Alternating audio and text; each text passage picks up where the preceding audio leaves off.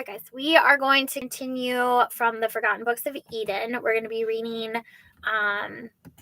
is the letter of Aristeas, chapter 3. We're going to try to go till 7. I don't know how long each of these are. Took us about 30 minutes to do the intro to chapter 2, and I think those ones were a little bit longer. So we'll see how long this takes and how far we get. Okay, chapter 3. In which is described the most exquisite and beautiful table ever produced, also other rich gifts interesting in the light of recent excavations in Egypt. I will now proceed to redeem my promise and give a description of the works of art. They were wrought with exceptional skill, for the king spared no expense and personally superintended the workmen individually. They could not, therefore, scamp any part of the work or finish it off negligently. I cannot say it. Negligently. First of all, I will give you a description of the table.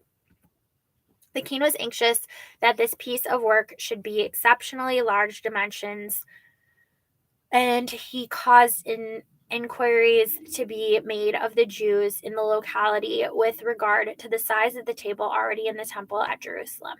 And when they described the measurements, he proceeded to ask whether he might make a larger structure. And some of the priests and other Jews replied that there was nothing to prevent him.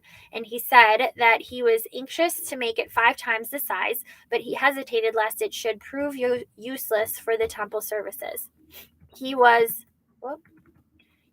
desirous with his gift should not merely be stationed in the temple, for it would afford him much greater pleasure if the men whose duty it was to offer the fitting sacrifices were able to do so appropriately on the table which he had made. He did not suppose that it was owing to lack of gold that the former table had been made of small size, but there seems to have been, he said, some reason why it was made of this dimension. For had the order been given, there would have been no means.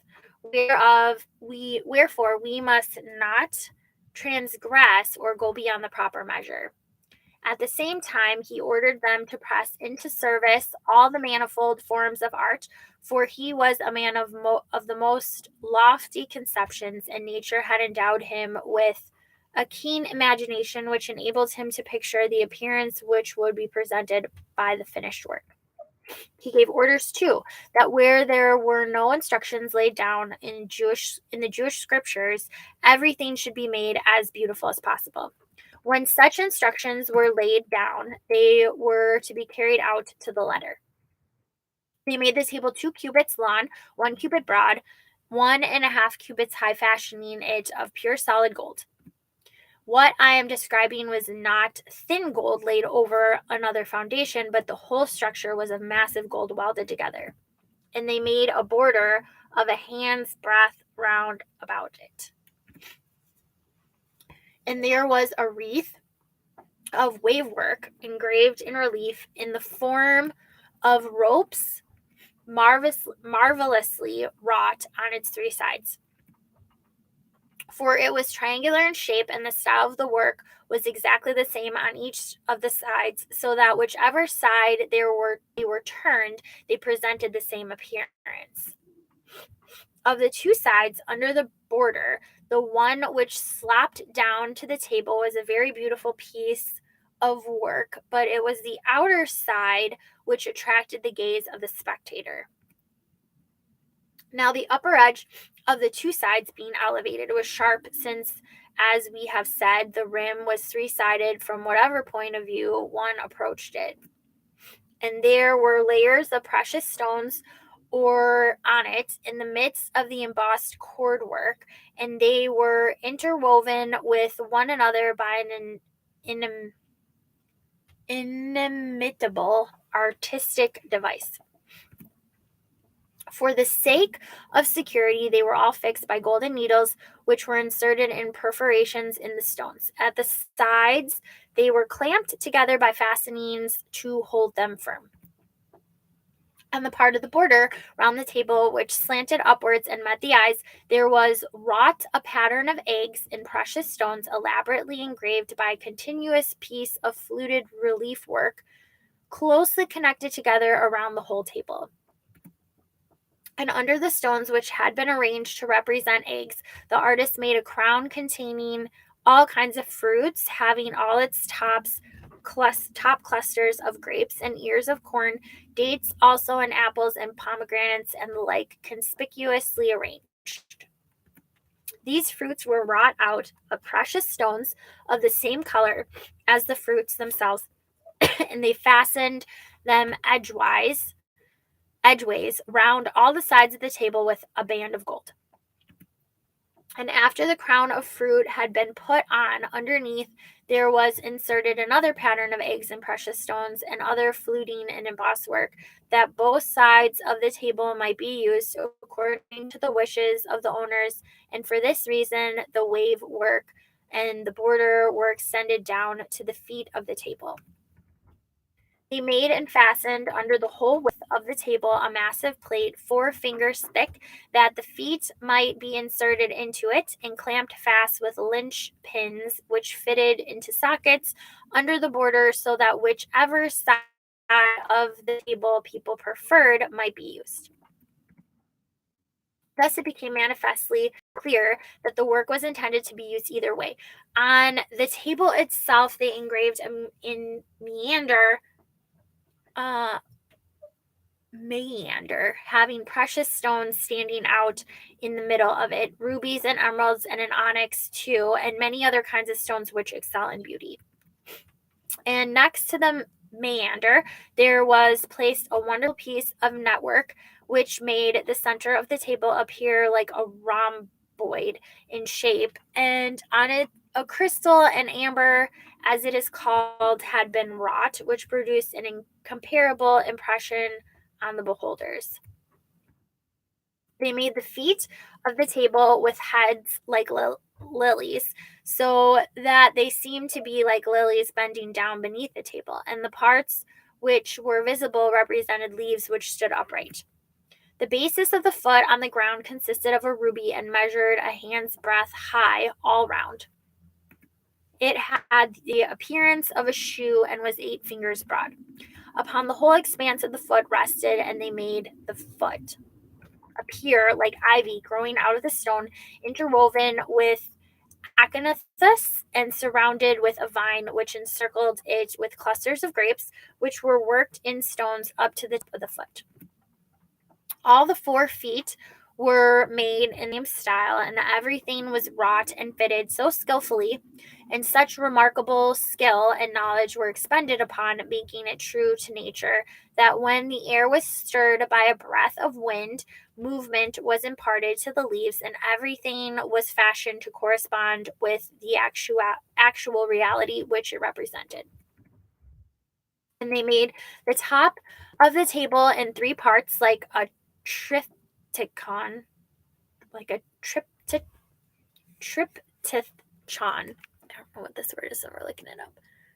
Triptychon.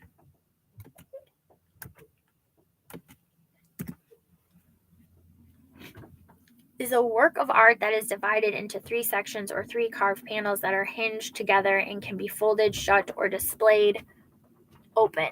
It is therefore a type of polyptych, the term for all multi-panel works. Now we know, guys. Okay, and they were so fitted and dovetailed together with spigots along the whole breadth of the work, that the meaning of the joints could not be seen or even discovered.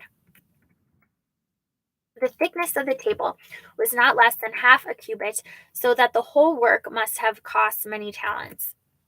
For since the king did not wish to add to its size, he expended on the details the same sum of money which would have been required if the table could have been of larger dimensions. And everything was completed in accordance with his plan in a most wonderful and remarkable way, with inimitable art and incomparable beauty. Of the mixing bowls, 2 were wrought in gold, and from the base to the middle were engraved with relief work in the pattern of scales, and between the scales precious stones were inserted with great artistic skill. Then there was a meander, a cubit in height, with its surface wrought out of precious stones of many colors, displaying great artistic effort and beauty. On this, there was a mosaic worked in the form of a rhombus, having a net-like appearance and reaching right up to the brim. In the middle, small shields were made of different precious stones placed alternately, and varying in kind, not less than 4 fingers broad, enhanced the beauty of their appearance. On the top of the brim, there was an ornament of lilies in bloom, and intertwining clusters of grapes were engraven all round. Such then was the construction of the golden bowls, and they held more than 2 firkins each. The silver bowls had a smooth surface and were wonderfully made, as if they were intended for looking glasses, so that everything which was brought near to them was reflected even more clearly than in mirrors. But it is impossible to describe the real impression which these works of art produced upon the mind when they were finished. For when these vessels had been completed and placed side by side, first a silver bowl and then a golden, then another silver and then another golden, the appearance they presented is altogether indescribable, and those who came to see them were not able to tear themselves from the brilliant sight and entrancing spectacle. The impressions produced by the spectacle were various in kind. When men looked at the golden vessels, in their minds made a complete survey of each detail of workmanship, their souls were thrilled with wonder.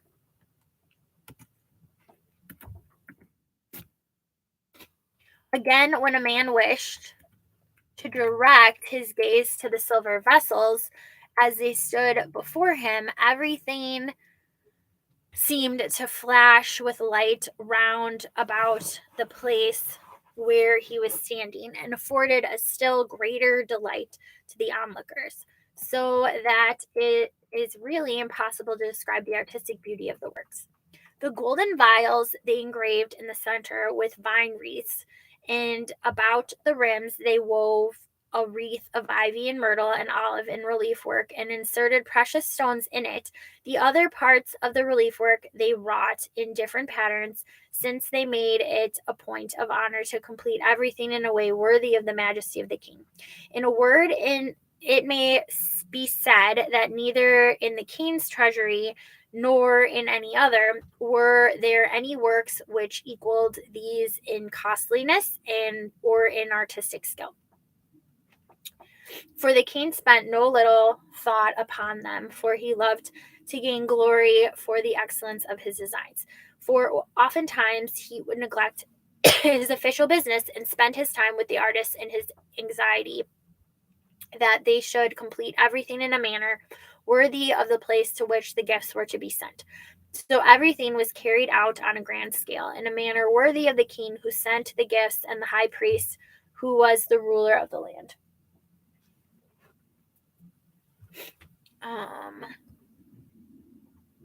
There was no stint of precious stones, for not less than 5,000 were used, and they were all of large size. The most exceptional artistic skill was employed, so that the cost of the stones of the workmanship was 5 times as much as that of the gold. All right, chapter 4. Vivid details of the sacrifice, the unerring accuracy of the priests is notable. A savage orgy, a description of the temple and its waterworks. I have given this description of the presents because I thought it was necessary. The next point in the narrative is an account of our journey to Eliezer, but I will first of all give you a description of the whole country. When we arrived in the land of the Jews, we saw the city situated in the middle of the whole of Judea on the top of a mountain of considerable altitude. On the summit, the temple had been built in all its splendor. It was surrounded by 3 walls more than 70 cubits high and in length and breadth, corresponding to the structure of the edifice. All the buildings were characterized by magnificence and costliness quite unprecedented. It was obvious that no expense had been spared on the door and the fastenings which connected it with the doorposts and the stability of the lintel.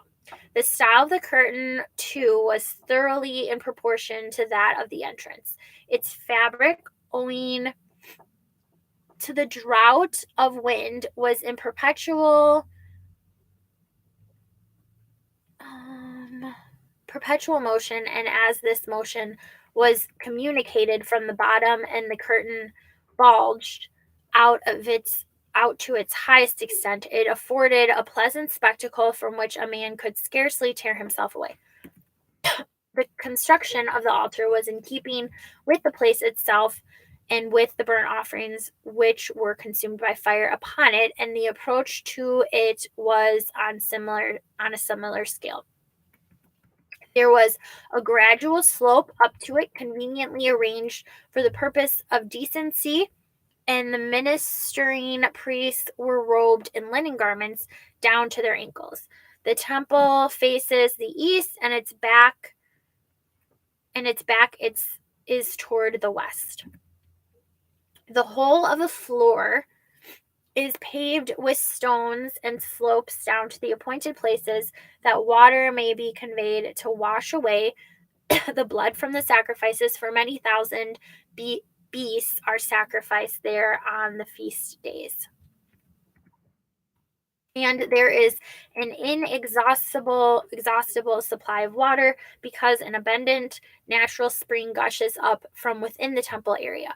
There are, moreover, wonderful and indescribable cisterns underground, as they pointed out to me at a distance of 5 furlongs, all round the site of the temple, and each of them has countless pipes, so that the different streams converge together. And all these were fastened with lead at the bottom and at the side walls, and over them a great quantity of plaster had been spread, and every part of the work had been most carefully carried out. There are many openings for water at the base of the altar, which are invisible to all except to those who are engaged in the ministration, so that all the blood of the sacrifices, which is collected in great quantities, is washed away in the twinkling of an eye. Such is my opinion with regard to the character of the reservoirs, and I will not show you how it was confirmed. They led me more than 4 furlongs outside the city, and bade me peer down towards a certain spot and listen to the noise that was made by the meeting of the waters, so that the great size of the reservoirs became manifest to me, has already been pointed out. The ministration of the priests is in every way unsurpassed, both for its physical endurance and for its orderly and silent service. For they all work spontaneously, though it entails much painful exertion, and each one has a special task allotted to him. The service is carried on without interruption. Some provide the wood, others the oil, others the fine white wheat flour, others the spices, others again bring the pieces of flesh for the burnt offering, exhibiting a wonderful degree of strength. They take up with both hands the limbs of a calf, each of them weighing more than 2 talents, and throw them with each hand in a wonderful way on to the high place of the altar, and never misplacing them on the proper spot. In the same way, the pieces of the sheep and also of the goats are wonderful, both for their weight and their fatness. For those whose business it is always select the beasts which are without blemish and specially fat, and thus the sacrifice which I have described is carried out. There is a special place set apart for them to rest in, where those who are relieved from duty sit. When this takes place, those who have already rested and are ready to resume their duties rise up spontaneously, since there is no one to give orders with regard to the arrangement of the sacrifices. The most complete silence reigns, so that one might imagine that there was not a single person present, though there are actually 700 men engaged in the work, besides the vast number of those who are occupied in bringing up their sacrifices. Everything is carried out with reverence in a way worthy of the great God. We were greatly astonished when we saw Eleazar engaged in the ministration at the mode of his dress and the majesty of his appearance, which was revealed in the robe which he wore and the precious stones upon his person. There were golden bells upon the garment which reached down to his feet, giving forth a peculiar kind of melody, and on both sides of them there were pomegranates with varied flowers of a wonderful hue. He was girded with a girdle of conspicuous beauty, woven in the most beautiful colors. On his breast he wore the oracle of God, as it is called, on which 12 stones of different kinds were inset, fastened together with gold, containing the names of the leaders of the tribes according to their original order, each one flashing forth in an indescribable way its own particular color. On his head he wore a tiara, as it is called, and upon this, in the middle of his forehead, an imitable turban, the royal diadem, full of glory, with the name of God inscribed in sacred letters on a plate of gold, having been judged worthy to wear these emblems in the ministrations. Their appearance created such awe and confusion of mind as to make one feel that one had come into the presence of a man who belonged to a different world. I'm convinced that anyone who takes part in this spectacle which I have described will be filled with astonishment and indescribable wonder, and be profoundly affected in his mind at the thought of the sanctity which is attached to each detail of the service. But in order that we might gain complete information, we ascended to the summit of the neighboring citadel and looked around us. It is situated in a very lofty spot, and it is fortified with many towers, which have been built up to the very top of immense stones, with the object, as we were informed, of guarding the temple precincts, so that if there were an attack or an insurrection or an onslaught of the enemy, no one would be able to force an entrance within the walls that surround the temple. On the towers of the citadel, engines of war were placed in different kinds of machines, and the position was much higher than the circle of walls which I have mentioned. The towers were guarded too by most trusty men who had given the utmost proof of their loyalty to their country. These men were never allowed to leave the citadel except on feast days, and then only in detachments, nor did they permit any stranger to enter it. They were also very careful, when any command came from the chief officer, to admit any visitors to inspect the place, as our own experience taught us. They were very reluctant to admit us, though we were but two unarmed men, to view the offering of the sacrifices, and they asserted that they were bound by an oath when the trust was committed to them, for they had all sworn and were bound to carry out the oath sacredly to the letter, that though they were 500 in number, they would not permit more than 5 men to enter at one time. The citadel was the special protection of the temple, and its founder had fortified it so strongly that it might efficiently protect it. Okay. Chapter 5 will probably be our last chapter, so we're not going to make it to 7. Okay, chapter 5. A description of the city and the countryside. Compare verse 11 with conditions of today. Verse 89 to 41 reveal how the ancients estimate a scholar and a gentleman. The size of the city is of moderate dimensions. It is about 40 furlongs in circumference, as far as one could conjecture. It has its towers arranged in the shape of a theater, with thoroughfares leading between them. Now the crossroads of the lower towers are visible, but those of the upper towers are more frequented. For the ground ascends, since the city is built upon a mountain. There are steps too which lead up to the crossroads, and some people are always going up and others down, and they keep as far apart from each other as possible on the road because of those who are bound by the rules of purity, lest they should touch anything which is unlawful. It was not without reason that the original founders of the city built it in due proportions, for they possess clear insight with regard to what was required. For the country is extensive and beautiful. Some parts of it are level, especially the districts which belong to Samaria, as it is called, and which border on the land of the Dumeans. Other parts are mountainous, especially those which are contiguous to the land of Judea. The people, therefore, are bound to devote themselves to agriculture and the cultivation of the soil, that by this means they may have a plentiful supply of crops.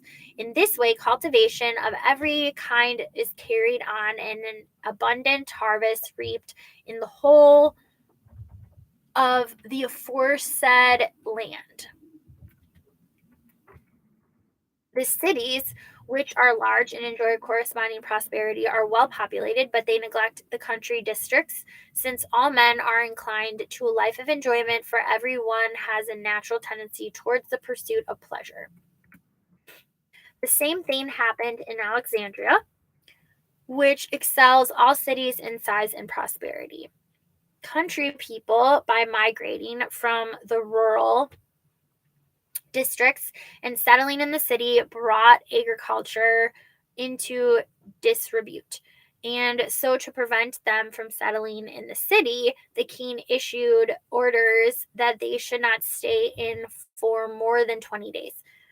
And in the same way, he gave the judges written instructions that if it was necessary to issue a summons against anyone who lived in the country, the case must be settled within 5 days. And since he considered the matter one of great importance, he appointed also legal officers for every district with their assistants, that the farmers and their advocates might not, in the interests of business, empty the granaries of the city, of the produce of husbandry.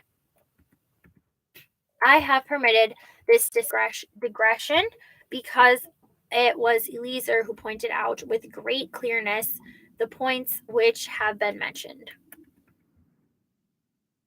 For great is the energy which they expend on the tillage of the soil. For the land is thickly planted with multitudes of olive trees, with crops of corn and pulse, with vines too, and there is abundance of honey.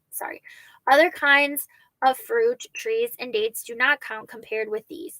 There are cattle of all kinds in great quantities, in a rich pasturage for them. Wherefore they rightly recognize that the country districts need a large population, and the relations between the city and the villages are properly regulated. A great quantity of spices and precious stones and gold is brought into the country by the Arabs. For the country is well adapted not only for agriculture, but also for commerce. And the city is rich in the arts and lacks none of the merchandise which is brought across the sea. It possesses two suitable and commodious harbors at Ascalon, Joppa, and Gaza, as well as at Ptolemais, which was founded by the king and holds a central position compared with the other places named, being not far distant from any of them. The country produces everything in abundance since it is well watered in all directions and well protected from storms. The river Jordan, as it is called, which never runs dry, flows through the land. Originally, the country contained not less than 60 million acres, though afterwards the neighboring peoples made incursions against it, and 600,000 men were settled upon it in farms of 100 acres each. The river, like the Nile, rises in harvest time and irrigates a large portion of the land. Near the district belonging to the people of Ptolemais, it issues it into another river, and this flows out into the sea. Other mountain torrents, as they are called, flow down into the plain and encompass the parts about Gaza and the district of Ashdod. The country is encircled by a natural fence and is very difficult to attack. It cannot be assailed by large forces owing to the narrow passes, with theft, overhanging precipices, and deep ravines, and the rugged character of the mountainous regions which surround all the land. We were told that from the neighboring mountains of Arabia, copper and iron were formerly obtained.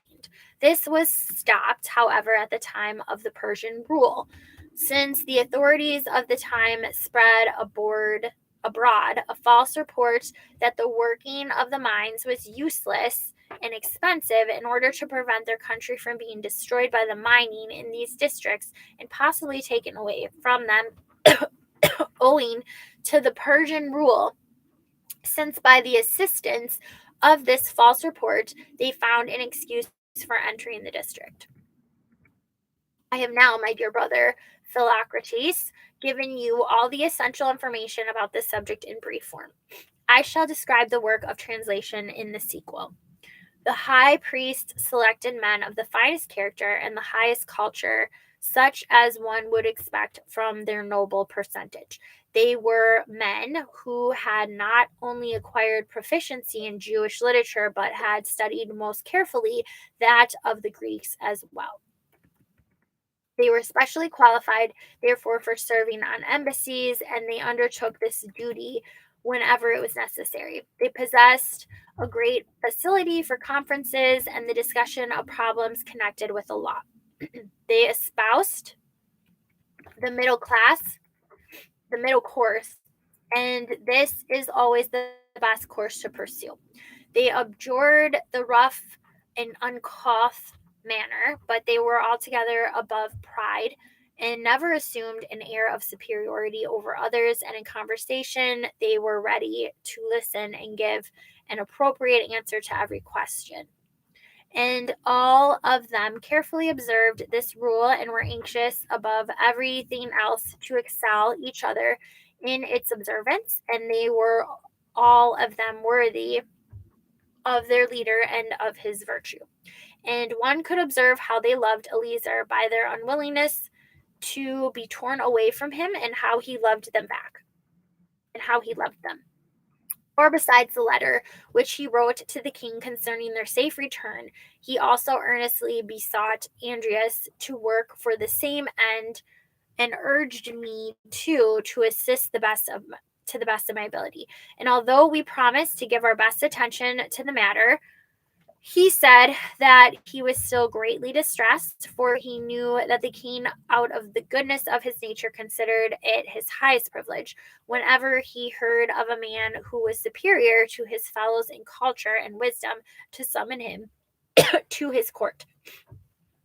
For I have heard of a fine saying of his to the effect that by securing just and prudent men about his person, he would secure the greatest protection for his kingdom, since such friends would unreservedly give him the most beneficial advice. And the men who were now being sent to him by Eleazar undoubtedly possessed these qualities. And he frequently asserted upon oath that he would never let the men go if it were merely some private interest of his own that constituted the impelling motive, but it was for the common advantage of all the citizens that he was sending them. For he explained, the good life consists in the keeping of the enactments of the law, and this end is achieved much more by hearing than by reading. From this and other similar statements, it was clear what his feelings towards them were. Okay, guys, that is it for chapters 3 through 5 we got through today. Thanks for watching and listening. Bye.